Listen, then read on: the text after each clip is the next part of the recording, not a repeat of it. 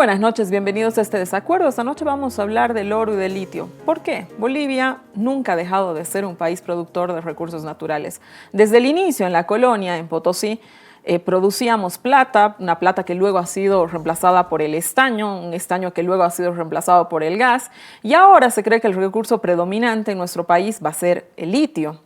Los recursos naturales, por supuesto, que han permitido modernizar nuestro país, pero de forma relativa. La consagración que tiene Bolivia a la extracción de recursos naturales le ha traído también serios problemas. Hemos vendido recursos naturales de pronto a muy bajo precio en relación a los productos acabados que luego nos tocaba comprar en los mercados locales. El país no necesariamente salió de la pobreza ni se hizo rico con estos recursos naturales. En cambio, cuando las élites estuvieron vinculadas a la producción de estos recursos naturales, a la extracción de estos recursos naturales, ellas sí se hicieron increíblemente ricas. También Bolivia ha tenido crecimientos, pero espasmódicos, porque dependimos siempre de los precios internacionales y sufrimos también el agotamiento de algunos de estos recursos. En la historia reciente, con el proceso de cambio, entra el juego al Estado, con lo que la redistribución de las riquezas es completamente distinta. Diría yo que por primera vez el dinero producido con los recursos naturales llega a favorecer a los estratos populares y a los sectores más pobres. Sin embargo, los problemas que causa la extracción de recursos naturales en Bolivia no han cesado.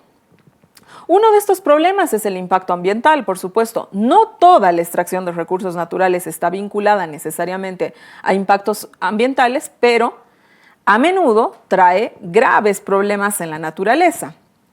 Esta semana hubo dos noticias muy importantes relacionadas a los recursos naturales. Primero, una acción sin precedentes. El Ministerio de Gobierno toma medidas en contra de la minería ilegal del oro. Para decirlo, Bolivia es el país con mayor contaminación de mercurio en el mundo. En este programa hablaremos de la relación que tiene el mercurio con el oro y que es sumamente estrecha. En este operativo que señaló con el Ministerio de Gobierno, participaron alrededor de 90 policías, se destruyó 27 dragas y 57 miembros de distintas cooperativas fueron detenidos. Según las autoridades, estos mineros actuaban de forma ilegal en el río Madre de Dios, dejando residuos de mercurio en esas aguas que comparten el departamento del Beni y el departamento de La Paz. Además, acusan a estos mineros o estos grupos de mineros ilegales de abusar del uso del mercurio de forma descontrolada. Bien, esa acción, ¿no?, que ha sido saludada por algunos, mereció una fuerte respuesta de una población llamada Ribera Alta, donde se destrozó el aeropuerto local, se pusieron a bloquear en defensa de los mineros e incluso organizaciones indígenas protestaron porque decían que varios de esos mineros pertenecían a la comunidad indígena de los Lecos. Ni siquiera la oposición, que siempre ha exigido medidas para el cuidado del medio ambiente, tuvo la honestidad intelectual de apoyar en esta medida al gobierno. Al contrario, algunos diputados de Comunidad Ciudadana, que en su plan de gobierno hablaban de la centralidad del cuidado del medio ambiente, se pusieron a defender a los cooperativistas, increíblemente, oponiéndose a lo que hizo el gobierno en el río Madre de Dios, indicando que el operativo fue en extremo violento. No es fácil tomar partido por el medio ambiente en un país que vive de la extracción de sus recursos naturales, pero parece que el gobierno de Luis Arce decidió tomar medidas concretas, decididas, en contra del uso excesivo del mercurio. Esta noche vamos a hablar de ello. Pero antes vamos a tener una entrevista con el ministro de Hidrocarburos, Franklin Molina, que aporta la segunda de las noticias más importantes de la semana. ¿Con qué? Se anuncia que aumentaron los cálculos sobre las reservas internacionales de litio, que el país de 21 millones de toneladas pasa a 23 millones de toneladas de reservas de litio y así se constituye en la mayor reserva mundial de litio. Es una buena noticia. Sin embargo, la noticia fue puesta en duda de inmediato por los expertos que en realidad son voceros técnicos de la oposición. Además, hubo hoy en las noticias un anuncio que hasta el 2026 se recibirían 9.600 millones de dólares por concepto de venta de litio. Eso también le vamos a preguntar al ministro Franklin Molina. Quédese con nosotros en este desacuerdo, que vamos a hablar de dos temas absolutamente importantes para la economía de nuestro país: el oro, la minería del oro y el litio.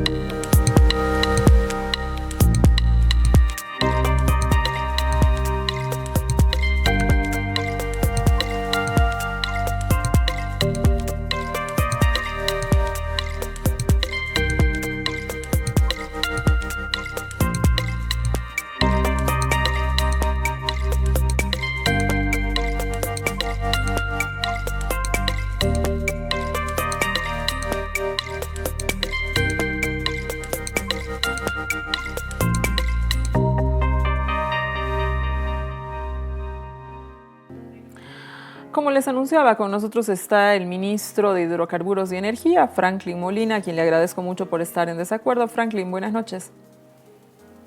Buenas noches, un saludo cordial a toda la audiencia del programa y saludar a todos los que están en este momento también conectados en redes. Buenas noches.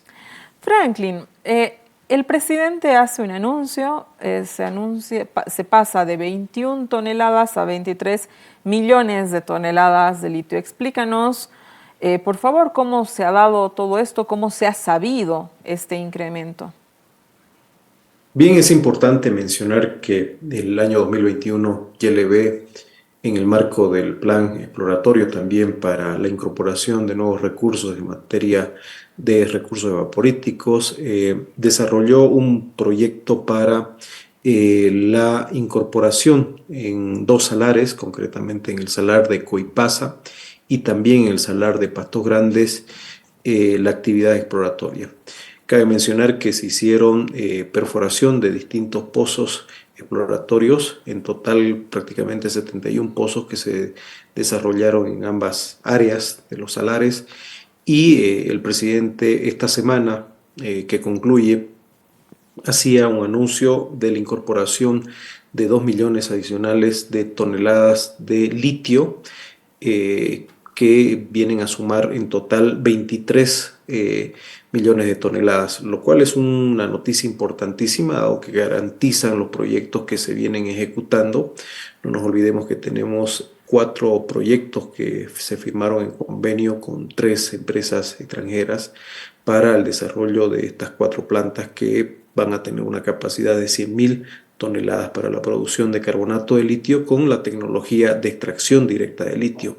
Un importante dato aquí de mencionar es que precisamente en los salares de Coipasa y Pastos Grandes es donde se ha incorporado estos recursos, que sin duda son estratégicos para la producción de carbonato de litio. Franklin, antes de que pasemos a eso que te voy a preguntar sobre el tema de la extracción y toda la cuestión de lo de litio, yo quiero seguir hablando del tema de la certificación de las reservas, porque inmediatamente se ha hecho ese anuncio, han salido analistas opositores al gobierno a señalar que no se puede, digamos, a disminuir el valor de la declaración que ustedes hacen, señalando que las reservas necesitan una certificación extranjera. ¿Esto es así? Bueno, en realidad lo que se procede una vez que ha hecho la cuantificación de recursos YLB bajo los estándares internacionales, el siguiente paso es la certificación, ¿no?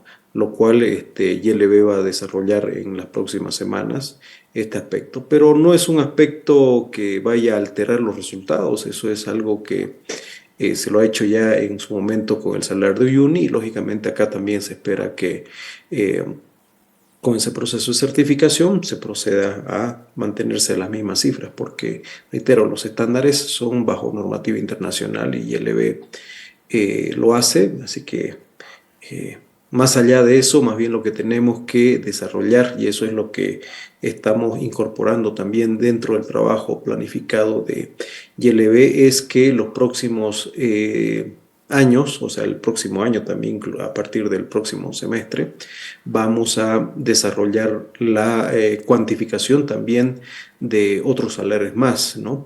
Que también es importante, no nos olvidemos que son alrededor de 20 salares que Ujú. cuenta el área de interés en materia de litio, y solamente se ha cuantificado hoy por hoy 3 salares, es decir, Uyuni, Coipasa y Pastos Grandes, ¿no? Salares como Empexa y otros salares, lógicamente también necesitan hacer este estudio exploratorio. Pero bueno, solamente para mencionar un dato, yo no sé cuál es la preocupación de estos analistas, considerando de que los recursos que hoy tiene Uyuni, Pastos Grandes y Coipasa, sin duda dan para que se desarrolle una cantidad enorme de proyectos hacia el futuro. Y eso es lo que estamos haciendo, ¿no? Estamos trabajando para incorporar. Nosotros nos habíamos trazado como una meta al 2025 para lograr tener, en términos de capacidad de producción, 55.000 toneladas. Ujú. Hoy por hoy, el desarrollo de estos proyectos, estaremos hablando que superaríamos la meta de las 100.000 inclusive, ¿no? Ahí es donde quiero ir. Nosotros, Bolivia se constituye en el mayor reservorio de litio de todo el mundo, ¿no? Y evidentemente ha habido el anuncio de contratos con una serie de empresas. Nos hablas de la extracción de litio, además de distintas maneras y toda aquella cuestión. Siendo el país con la mayor cantidad de recursos de litio, no somos el país que en este momento vende la mayor cantidad de recursos de litio al mundo. ¿Por qué sucede esto, Franklin? Bueno, no nos olvidemos que el desarrollo principalmente de ciertos países ha tenido consigo, ya con una antelación de tiempo. Estos países comienzan prácticamente en la década del 70 y 80 el desarrollo también de su industria, y nos referimos en el caso particular de Australia, que es el principal país productor, China lo mismo. En el caso de Chile, igual fue ya hace más de 2 décadas que están desarrollándonos. En el caso nuestro, recién, a partir de la creación de YLB, que se lo hace prácticamente luego de que el 2008 se comenzara a desarrollar un plan importante en materia de litio, y a partir de allí se comienzan a hacer los esfuerzos a partir de la instalación de una planta piloto, luego la construcción de piscinas. Se desarrolla un proyecto de la producción de cloruro de potasio, y luego recién después de esa planta se implementa el proyecto de una planta de carbonato de litio. Sin duda, haya sido importante tener esa visión estratégica de lograr la producción lo antes posible, pero bueno, esa es la realidad. En el caso nuestro hemos logrado ir avanzando más allá del tiempo previsto. No se olvide usted que llevamos poco más de 2 años y medio de gobierno, y en este tiempo ya tenemos cosas concretas, como es todos los convenios que se firman para la construcción de estas plantas, con tecnología precisamente de extracción directa de litio, con el objetivo de facilitar los tiempos, porque bajo la tecnología tradicional inclusive hubiéramos tenido que esperar mucho tiempo en cuanto a la recuperación de materia prima para la obtención de carbonato de litio. Y cuando me refiero a la tecnología tradicional, me refiero concretamente a la tecnología de piscinas. Nosotros hemos optado durante nuestra gestión para incorporar nueva producción de carbonato de litio, grado técnico y grado batería, con la tecnología de extracción directa. Y la razón es muy sencilla. Es una tecnología que hoy por hoy se está ejecutando en distintos países. De hecho, la empresa CITIC, que es una de las empresas que está trabajando también con nosotros, tiene una planta de 20.000 toneladas de carbonato de litio en China, y los salares, es decir, donde está implementándose esta planta, al menos esa es la explicación que nos hacen los técnicos chinos, es que tiene las mismas características del salar de Uyuni. Adicionalmente, en otros países también se está implementando en mayor o menor escala, como es Argentina. Entiendo que allí también está ya en la fase final de la construcción de una planta de carbonato de litio. Entonces, nosotros no es menor el trabajo que se viene ejecutando. Vamos a tener no solamente un desarrollo importante con esta inversión que proviene de tanto de los países asiáticos como europeos, en el caso de Rusia concretamente, pero por otro lado es importante mencionar que nosotros hemos también ido avanzando en la construcción de una planta de carbonato de litio con una capacidad de 15.000 toneladas. Y es decir, que ya este año podríamos hablar de una cantidad importante y en términos de producción para que eso sea parte de la generación de ingresos. Es decir, que creo nomás, más allá de los comentarios que siempre existen, ¿no? Porque evidentemente el trabajo de una oposición siempre va a ser criticar lo que se viene haciendo en gestión de gobierno. Nosotros somos claros porque hemos sido inclusive muy transparentes con la población al manifestar que los proyectos que se tienen que ejecutar se los tienen que hacer en términos de tiempo, en términos de costo, en términos tecnológicos con la más alta tecnología. Y bajo esa lógica es que estamos trabajando en estos proyectos en la incorporación también de recursos, pero no menor es el esfuerzo también que viene haciendo YLB en materia de producción de carbonato de litio y cloruro de potasio, que es parte del plan estratégico que tenemos. Dos preguntas más, Franklin. La primera, a ver, nos estás diciendo entonces que el país va a producir litio de tres maneras distintas. Una del modo tradicional, que es las piscinas. Otra a través de la extracción directa, ¿no? Que más o menos se hace igual que con la empresa china. Y una tercera, digamos que es una fábrica que nosotros estaríamos implementando, ¿es así? A ver, en el caso concreto de YLB, nosotros no nos hemos quedado simplemente con traer esta tecnología, que si bien hoy por hoy es tecnología nueva, tecnología patentada que se viene ejecutando reitero, en otros países, sino que además YLB, conjuntamente con los centros de investigación nacional como la Universidad Técnica de Oruro, con la cual se tiene un convenio, pero además otro aspecto importante de mencionar es que un convenio también que viene desarrollando YLB con una empresa francesa, estamos desarrollando una tecnología propia.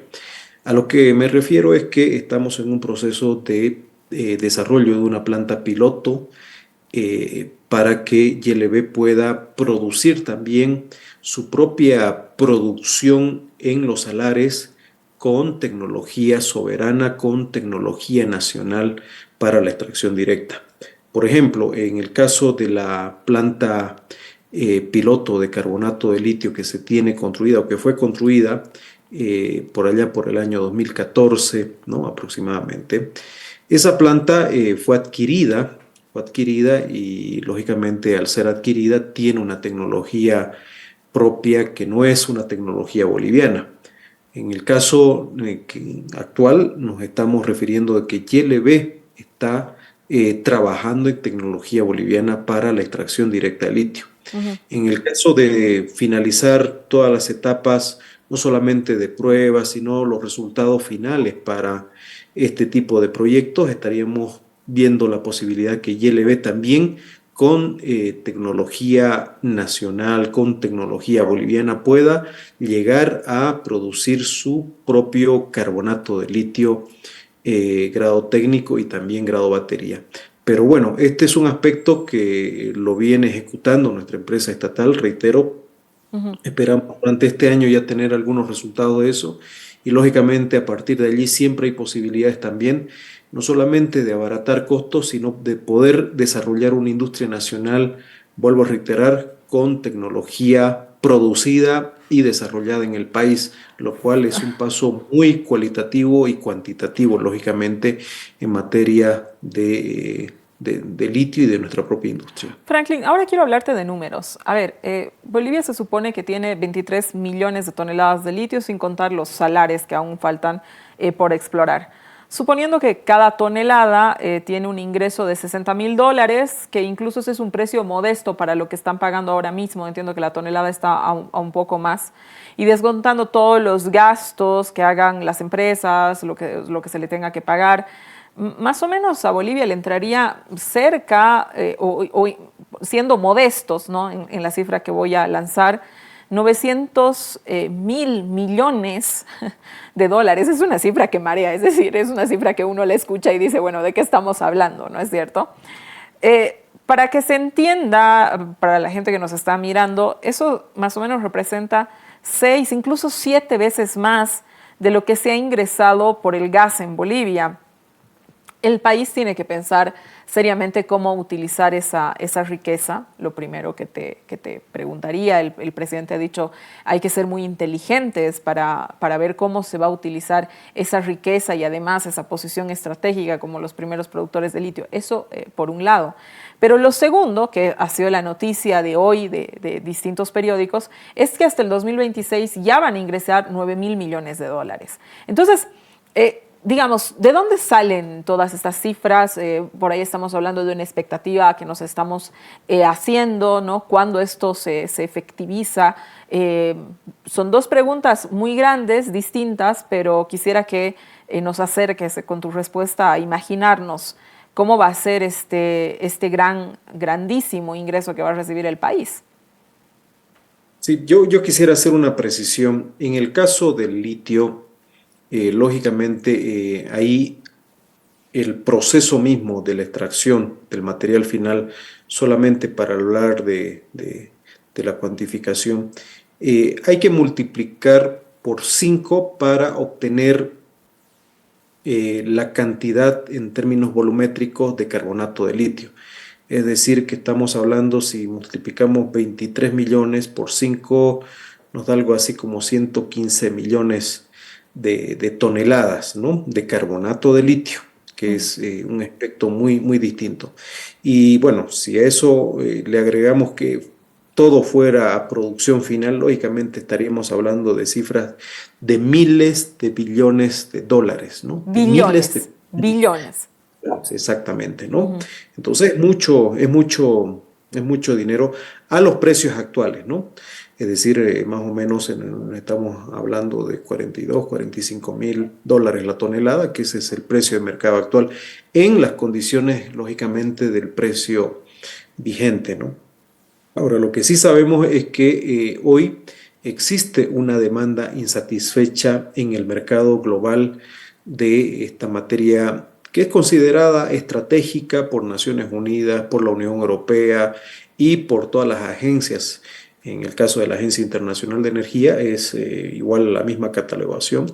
Y lógicamente la demanda existente en términos de la producción que existe hoy, por ejemplo, como insumo de carbonato de litio para la producción de baterías que están destinadas a la electromovilidad, a los vehículos eléctricos, a los usos de las computadoras, artefactos electrónicos, etcétera, o el almacenaje energético, que también es otro aspecto fundamental que se está utilizando mucho para estabilizar los sistemas donde existe producción de energía con fuentes renovables.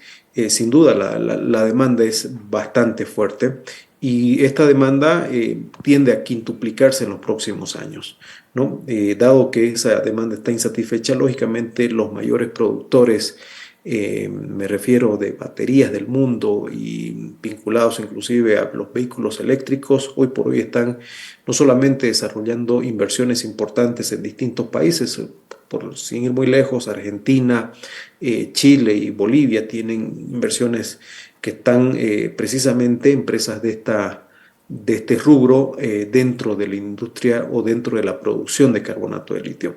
Nosotros por nuestra parte también venimos conversando no solamente con este gigante mundial como es KTL, sino con el grupo CITIC, que también nos ha planteado una propuesta para el ensamblaje de vehículos eléctricos en el país. Y venimos justamente nosotros conversando bajo esta lógica, porque uno de los objetivos importantes en el país no es solamente llegar a la producción de carbonato de litio, que sin duda va a generar importantes recursos para el país. Estamos hablando de más de 5.000 millones de dólares hacia el año 2025 en términos de ingreso, sino que también podamos generar una industria que permita la incorporación del litio y de otros materiales que sin duda son importantes y estratégicos en el país, como las tierras raras, como el manganeso, como el cobalto, como el zinc, que se puedan también utilizar en una industria que así lo hemos planteado en el marco de la línea que viene dándonos el presidente Lucho Arce para la industrialización de, de todo lo que es la química básica y que nos permita avanzar en la producción de cátodos y baterías. Reitero, es una apuesta muy grande que se hace para el país, pero a partir de allí se van a sentar las verdaderas bases de la industrialización. Creemos que esto es posible precisamente porque ya existen este tipo de conversaciones y análisis que se vienen realizando para este efecto. Para finalizar, Franklin, ¿cuándo se iniciaría concretamente en el país el inicio de esto? Porque, claro, hoy se hizo el anuncio que hasta el 26 se podría recibir esa cantidad de dinero, pero ¿cuándo concretamente se va a iniciar, digamos, la venta de litio a los distintos mercados del mundo? Entiendo que ahora mismo las inversiones ya se están llevando adelante por tanto la empresa europea como la empresa asiática, pero concretamente, ¿cuándo el país empieza a vender? Muy cortito porque ya nos hemos quedado sin tiempo. Franklin, por favor. Bien, definitivamente el tiempo es muy corto en televisión. Voy a mencionar un aspecto importante. Nosotros dentro del cronograma tenemos previsto hasta el 2025 el desarrollo de estas plantas. Estamos en la primera etapa ya de revisión de la ingeniería de la planta de carbonato de litio con una capacidad de 25.000 toneladas en Uyuni. La segunda sería en Coipasa, que eso ya estaría procediendo también a evaluarse en estos meses. En la construcción, lógicamente, estamos hablando de entre 1 año o 2 años, dependiendo del tipo de tecnología y el tipo de tamaño y emplazamiento de las plantas. No nos olvidemos que además ahí dentro de cada uno de estos proyectos también se incorpora otros aspectos que sí son bien importantes y estratégicos, que son contar con todas las facilidades. Nos referimos en términos de electricidad y gas, que sin duda son aspectos importantes también que se vienen desarrollando. Y esta semana que concluye también se hacía el anuncio de que ENDE ya ha concluido los estudios, por ejemplo, para Coipasa, para una línea de interconexión en alta tensión en 230 kilovoltios y una inversión aproximada de 54 millones que se tienen que ejecutar, por ejemplo, para el desarrollo de esta planta. Es decir, hay una serie de pasos paralelos que hay que irlos trabajando, que no son menores y que son importantes en estos proyectos. Nos referimos también a hablar de la infraestructura vial, ¿no? Y de otros aspectos que tienen que ver con lo que se requiere para este tipo de proyectos. Entonces, todo viene avanzando en paralelo y es importante mencionar que ya este año 2023, con eso concluyo, estamos arrancando con el arranque de la planta de carbonato de litio. Estamos a pocos días, Dios mediante, de que se inaugure esa planta, que es una planta industrial ya de 15.000 toneladas de carbonato de litio, una planta de ILB, una planta que va a generar ya ingresos importantes para la región y para el país. Muchas gracias por haber estado esta noche con nosotros, Franklin. Te agradezco la entrevista y que sea así. Vamos a estar dando seguimiento a este tema que, por supuesto, es de absoluta importancia para el país. Gracias. No, el agradecido soy yo y bueno, hasta cuando nos vuelvan a invitar al programa. Muchas gracias. Buenas noches. Quédese con nosotros que volvemos para hablar de la minería del oro. Como lo anunciamos en la introducción, esta parte vamos a hablar de la minería del oro. La minería legal e ilegal del oro utilizan mercurio para separar la pepita del oro. Este mercurio lo echan luego a la naturaleza. Por eso Bolivia es uno de los países, el país más contaminado en cuanto a temas de mercurio del mundo, y voy a hablar de esto con dos personas muy importantes dentro del Estado. La primera que está conmigo en estudio, aquí está Gabriela Pantoja, ella es directora de fiscalización de la AHAM. Bienvenida, Gabriela. Muchas gracias, buenas tardes, un gusto. Con nosotros está también vía Zoom la ministra de Salud y Deportes, María René Castro. María René, bienvenida, buenas noches. Muy buenas noches, Susana, qué gusto estar contigo acá en el programa. Voy a empezar, Gabriela, contigo en el estudio. A ver, el mercurio se usaba desde tiempos de la colonia para extraer la plata y ha sido responsable de muchas muertes. En ese tiempo no había muchas otras opciones, pero ahora sí las hay. Es una pregunta que hacemos, porque los cooperativistas usan mercurio. ¿Por qué los mineros no usan alternativas distintas al mercurio? Técnicamente no se puede resolver de otra manera. A ver, es una pregunta bastante técnica. Entiendo que hay mecanismos alternativos, por supuesto. Sin embargo, el trabajo con mercurio, a ver, por costumbre te hace creer que es más efectivo, ¿no? Primero. Segundo, no necesita un asesoramiento y un gasto elevado en cuanto a la asesoría técnica. Tercero, sí, es un proceso rápido. Y cuarto, pues lastimosamente, pese a todas las prohibiciones y restricciones que ya han habido respecto a la comercialización y a la compra y venta de mercurio, este metal sigue ingresando por parte del contrabando, ¿no? Y no es caro. Entonces, yo particularmente le atribuiría al hecho de que es eficaz o tal vez falsamente eficaz y al hecho de que en teoría aminora costos, ¿no? El tema de las cooperativas no hay que dejar de lado que es un sector altamente social y que, bueno, tal vez bajo todo un engaño piensan que el ser informales le genera más réditos que ser formales. Uh-huh. A ver, María René, ¿quiénes ingieren el mercurio? ¿Por qué vía lo consumen? ¿Qué le hace el mercurio al cuerpo humano? Gracias, es una buena pregunta. De hecho, yo quiero aportar un poco más bien también a la anterior pregunta. Es justamente una de las razones por la que es importante luchar contra la minería ilegal, ¿no? El alto consumo, el alto uso justamente del mercurio que está siendo luego liberado a los ríos, que tiene tres diferentes formas y una de ellas, como es el caso de que el mercurio tiende a acumularse, se bioacumula, se biomagnifica, por lo tanto los peces van acumulando a través además de todo lo que es la cadena trófica, que al final termina servido en nuestros platos. Es una de las razones tan importantes para luchar contra la minería ilegal. El efecto del mercurio es bastante complejo. El mercurio tiene la capacidad de cruzar la barrera hematoencefálica. ¿Qué es la barrera hematoencefálica? Es una membrana que es selectivamente permeable, que permite el paso de algunas moléculas y algunas nodes del torrente sanguíneo hacia el tejido cerebral. Y en el caso del mercurio, no solamente tiene la capacidad de atravesar esta barrera hematoencefálica, sino que también atraviesa la barrera placentaria. Por lo tanto, tiene un alto impacto a nivel neurológico. También es probable que el niño que está de una mujer embarazada, que está ahí en el vientre, el producto también vaya a tener contaminación con mercurio. Las afectaciones son varias, neurológicas, puede pasar también incluso para generar enfermedades renales. Es realmente bastante complicado, afecta de manera significativa el neurodesarrollo, tiene también efectos cardiovasculares, efectos de desarrollo en sí. Y por eso te decía, es bastante complicado y es un tema muy importante de debate, principalmente ahora, porque la minería ilegal, como le decía la directora de la HAM, piensan que es el más sencillo, el más eficaz, pero la verdad de todo es que es el más fácil porque trafican con mercurio. Por lo tanto, ingresan de manera ilegal el mercurio, sacan de manera ilegal también el oro de nuestro país, tiene una afectación económica, tiene una afectación biológica en salud. Realmente la connotación es bastante significativa. Uh-huh.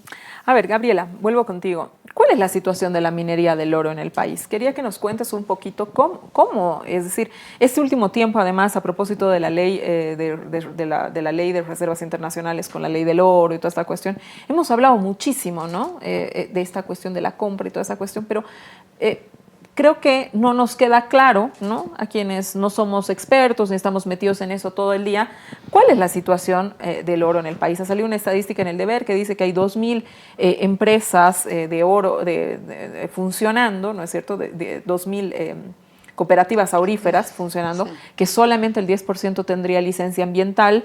Eso quiere decir, en consecuencia, que solamente el 10% son legales.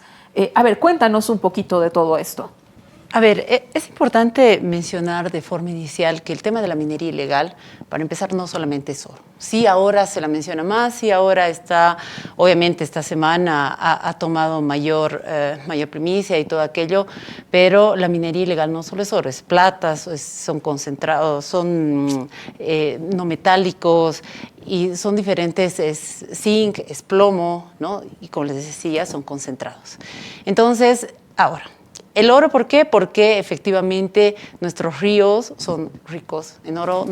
El norte de La Paz, San Simón de Santa Cruz es rico en oro. Hay muchos lugares ricos en oro. Entonces, a las cooperativas, y obviamente históricamente, esta es una generación de fuentes de trabajo. Vamos a asumir que antes de la Constitución Política del Estado del 2009, las concesiones te otorgaban el derecho propietario. Esto quiere decir que era como comprarte una casa, como comprarte un departamento. Entonces, no había un control por parte del Estado. Era irrestricta, la explotación era irrestricta. Entonces, poco a poco, las cooperativas se han ido haciendo de derechos mineros, de concesiones, y esto es histórico, ¿no? La minería es una generación de fuentes de empleo histórica. Entonces, ahora, ¿cuándo crece efectivamente? Hay un momento, tengo algunos datos obtenidos del Ministerio, de la página del Ministerio de Minería. Tenemos el año 2010 con 6 toneladas, yéndonos específicamente al oro, ¿no? La producción de oro. El año 2019, 42 toneladas, y el año 2022, 53.4 toneladas, ¿no? Evidentemente es un crecimiento gigante. Claro. Y eso también conlleva minería ilegal. Ahora, respecto a la legalidad, hay que definir qué es legalidad. Las cooperativas pueden ser legales respecto a su creación, tener personalidad jurídica que se las otorga la AFCOP, la Autoridad de Fiscalización de Cooperativas, y eventualmente tener NIT y alguna otra situación, pero eso no les da la posibilidad de explotar, ¿no? de hacer actividad minera. Y esto es lo que ha pasado. Nosotros hemos escuchado algunas declaraciones donde dicen, no, las cooperativas somos legales. Sí, yo discrepo en este resultado que tú mencionabas del deber, en el hecho de que solamente un 15% sea legal, pero es que ¿desde qué punto de vista le estamos tomando legal? Hay varias cooperativas que sí cumplen con su derecho minero, sí cumplen con su licencia ambiental, lo ha declarado nuestro ministro de Medio Ambiente y Agua, hay un grupo, pero también hay una ilegalidad en cuanto al ejercicio posiblemente de la actividad. O sea, es como todo. O sea, a ver, para que la gente que nos está viendo nos entienda mejor, por ahí tú puedes ser una cooperativa legalmente establecida y en paralelo hacer explotación del oro ilegal. Así es, así funciona. Y también aclarar ahí que eventualmente puedes tener el derecho minero y estar realizando tu actividad sin contar con la licencia ambiental, lo cual no te convierte en un extractor ilegal, en un explotador de minerales ilegal, pero sí te hace un infractor de la normativa ambiental. Entonces, es un cúmulo de pasos. También, a ver, como te decía, antes las cooperativas podrían hacer contratos con empresas, disponer, quebrantando su carácter social, ¿no? Podían hacer acuerdos y se convertían en mini empresas. A la fecha, la ley 535 y sus leyes modificatorias han prohibido esta situación. Sin embargo, hay pues una acumulación histórica en toda esta situación. Entonces, también hay formas en que se puedan infringir la ley, aún siendo legales. Entonces, es un panorama grande y yo creo que el Estado está haciendo un esfuerzo desde que ha recuperado la propiedad de los recursos minerales para el pueblo boliviano. Está haciendo un gran esfuerzo, ¿no? Desde ser parte del convenio de Minamata, de tratar de hacer estas acciones, bueno, no de tratar, o sea, cuando me refiero a tratar es que obviamente es una lucha constante, es un proceso de construcción y se lo está haciendo, pero es histórico. El problema que tenemos, como tú lo mencionabas inicialmente, es histórico en cuanto a la forma de trabajo, es histórico en cuanto al uso del mercurio, es histórico en cuanto a muchas formas y esa historia hay que corregirla. En la corrección, ministra, el gobierno ha dicho mercurio cero en nuestro país. ¿Qué quiere decir esto? ¿Es realista, no es realista? ¿A qué se refiere el gobierno con esa meta que se ha puesto? Hay varias líneas. Yo coincido ahí sí con Gabriela, el tema de de la construcción, de que esto es un proceso y que hay varios elementos. Uno puede pensar que únicamente hablamos de la minería y el mercurio solamente está presente ahí, y no puede haber nada más falso. El sistema de salud, por ejemplo, tiene una gran cantidad de mercurio a través de, todavía permanecen en los termómetros de mercurio. Mira, Susana, uno no lo podría creer, pero todavía tenemos centros de salud, establecimientos de salud de diferentes niveles que todavía almacenan, que todavía tienen, que todavía usan mercurio, termómetros con mercurio. Y es así una serie de elementos que también se tienen que relevar, los focos fluorescentes, una serie de elementos que siguen manteniendo todavía el mercurio. Entonces, en esa construcción, como la ve Gabriela, que también dice, es histórico en nuestro país avanzar en esto, evidentemente es histórico.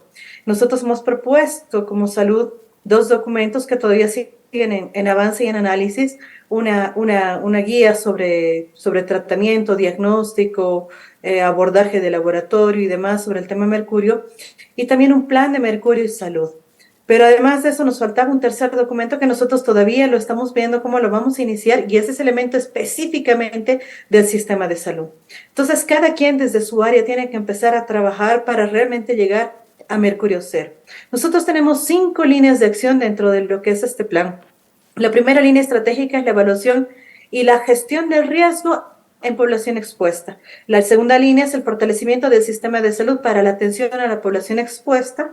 La tercera es la comunicación del riesgo, información y educación. La cuarta es la reducción, eliminación y gestión de productos con mercurio añadido. Y la quinta, que para mí es una de las más importantes, como lo había dicho en otras entrevistas, es la gestión y el marco normativo intersectorial de las sustancias químicas. Es histórico que nos sentemos varios ministerios a ver este tema.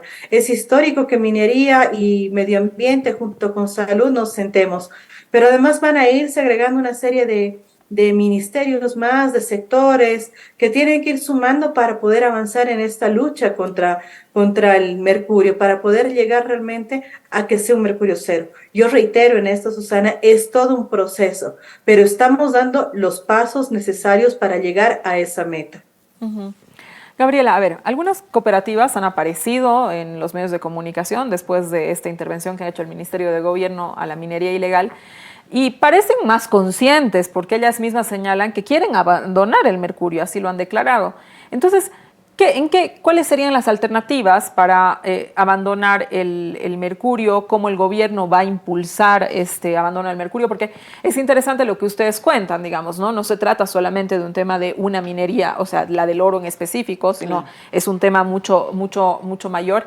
Pero en el tema de lo del oro en específico, ¿cómo se puede impulsar desde el gobierno a que se abandone, digamos, el mercurio, esta práctica que finalmente contamina nuestras aguas? Hemos visto las noticias, ha sido terrible con algunas poblaciones indígenas que tienen una cantidad de mercurio en el cuerpo que no es admisible, digamos, para la salud, ¿no?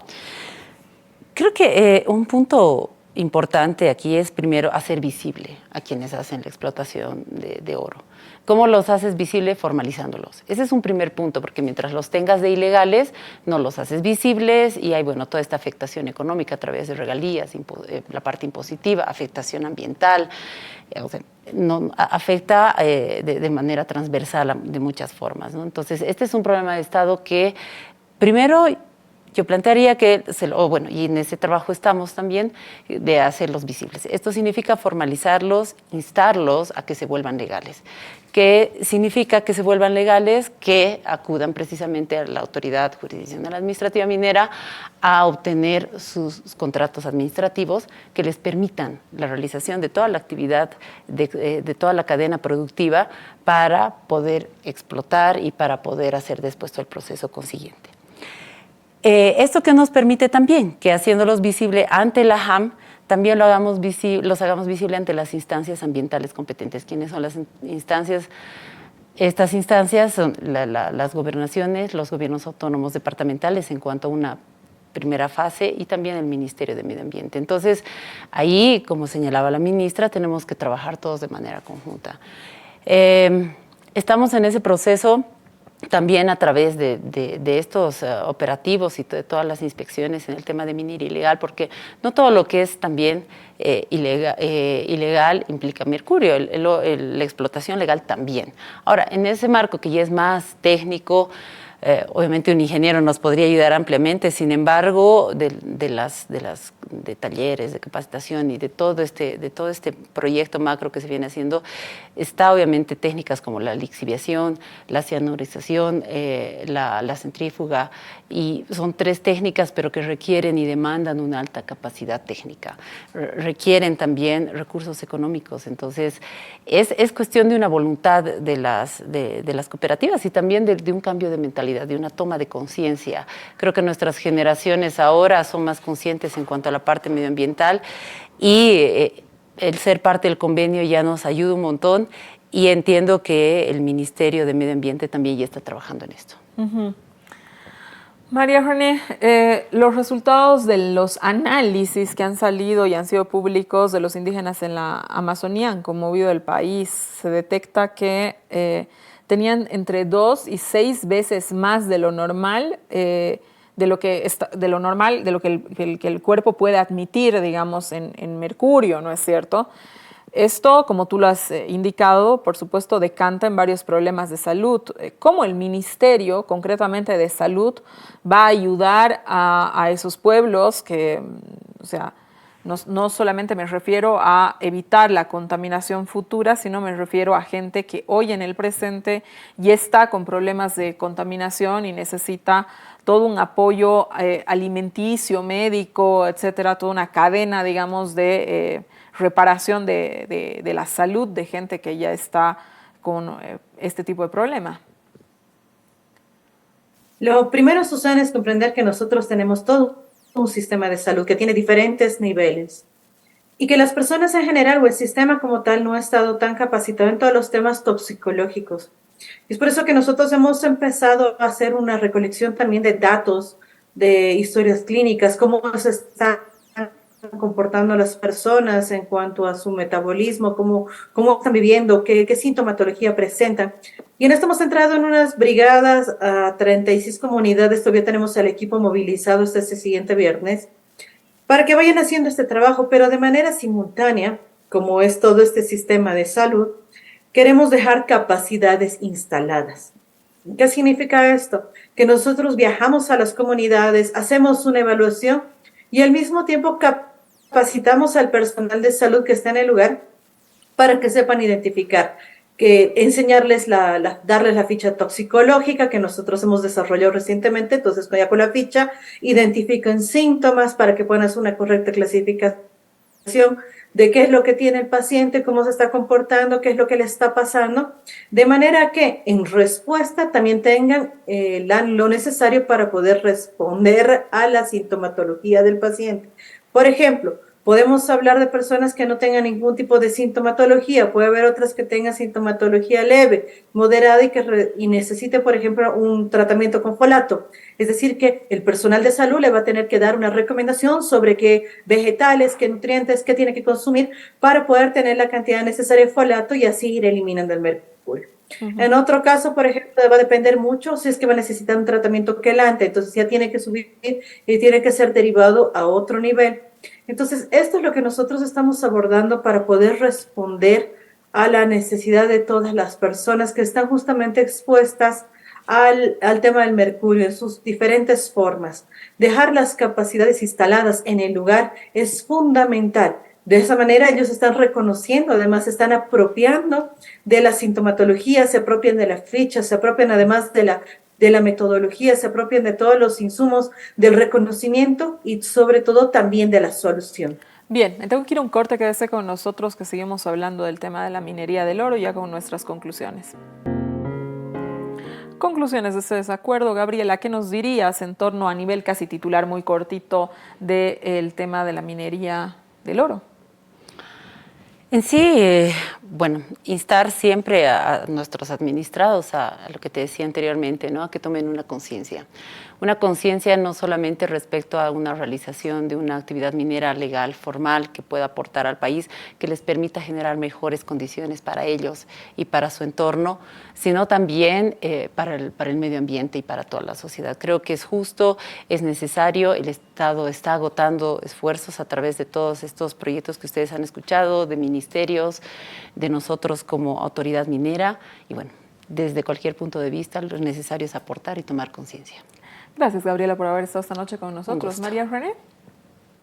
Gracias, Susana. Sí, hay una instrucción de nuestro presidente Luis Arce Catacora, que es la primera que me da el día de la posesión, es luchar por la salud y la vida.